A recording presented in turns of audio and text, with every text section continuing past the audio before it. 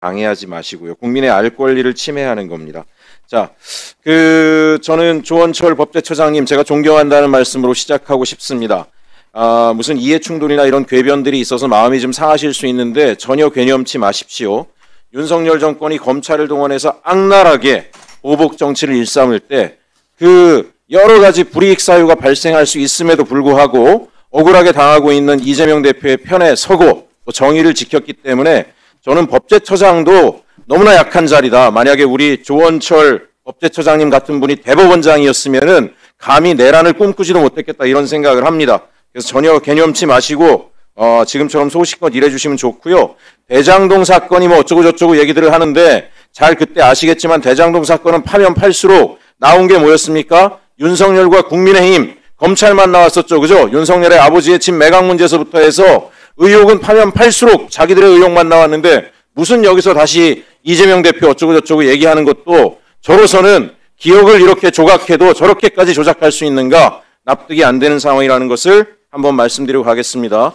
그리고 이완규 전 법제처장에 대해서는 단호한 대처를 저는 법제처 차원에서도 해야 된다라고 생각을 합니다. 우리 존경하는 추미애 위원장님께서도 말씀하셨지만은 최민희 방통위원장 관련된 것도 7개월 이상 시간을 질질 끌고 결격 사유에 해당하지 않는다라는 판결이 나오는 데까지도 2년 이상이 걸렸어요. 이완규 전 법제처장의 지시와 강제에 의해서 됐을 것이라는 생각이 들고요. 그렇다라고 하면 공무원법 위반이고 또 직권남용을 한 사례라고 생각이 됩니다. 더더군다나 전혀 반대로 윤석열 정부에서 대통령실 인사권을 강화하는 조치를 할 때는 이틀 만에 입법 예고를 하고 40일간의 입법 예고 기간이라고 하는 절차도 무시했습니다. 이런 사례가 한둘이 아니었을 거기 때문에 제가 요청드리는 것은 반드시 내부 감찰을 통해서 이완규 전 법제처장이 재직 시에 했던 직권남용 사례들, 법령 위반 사례들을 다 찾아내서 감찰을 통해서 찾아내서 위법사항이 발견되는 것은 전격적으로 고발하셔서 사법적 조치가 이루어질 수 있도록 조치를 취하십사 부탁드립니다. 왜 중요하냐면 국민주권 정부의 지금 공직자이시지 않습니까? 그죠? 국민주권 정부를 우리가 굉장히 소중하게 생각하는 이유가 뭐겠습니까? 국민의 주권을 유린한 정부였습니다. 국민의 머리 꼭대기에 서려고 했고 총칼로 위협하려고 했던 정부였기 때문에 단호한 조치를 통해서 내란 척결을 하지 않으면 국민주권 정부가 제대로 설 수 있겠습니까? 국민이 원하니까 이 정부의 정책 기조니까 처장님께서 반드시 해주시고요. 또 한 가지 부탁드리고 싶은 게 있습니다. 지금 대검찰청의 비공개 예규, 검찰 수사지침 비공개 문제에 대해서 어쨌든 대법원 판결이 났잖아요. 지난 8월에 검사의 수사 개시 지침은 국민의 알 권리와 적법 절차 보장을 위해 공개되어야 한다. 다른 부처는 대법 판결이 나면 다 이행을 하는데 유일하게 도대체 이놈의 검찰들은 이행을 하지 않아요. 이 뭡니까? 감추고 있는 것도 제일 많아요. 국방부보다 훨씬 많더라고요. 이 얘기는 결국 뭐겠습니까? 검찰은 사법부에 누가 서 있다는 얘기입니까? 검찰이 서 있다는 얘기 아닙니까? 그죠? 대법원의 판결조차도 지키지 않는 게 이게 공직사회가 맞습니까? 근데 저는 이런 오해들이 있어요. 법제처가 이런 결과가 나왔으면 바로 실행을 시킬 권리가 있는데도 불구하고 저는 오해라고 생각합니다. 왜? 이완규 전 법제처장 체제였으니까. 무슨 얘기냐? 검찰이 두려워서 이행을 안 시키는 게 아니냐 이런 말들이 돌고 있습니다. 이런 게 돼서는 안 됩니다.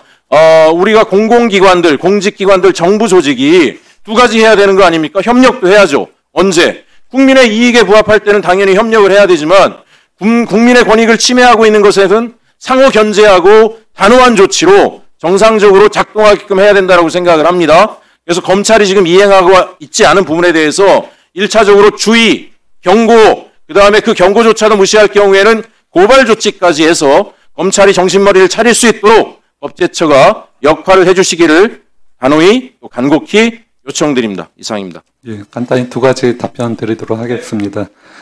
대검에서 지난 정부에서도 그렇고 지금 정부에서도 그렇고 행정의 투명성, 공정성을 위해서 행정규칙, 무슨 각종 재결례들을 해오는 추세였습니다.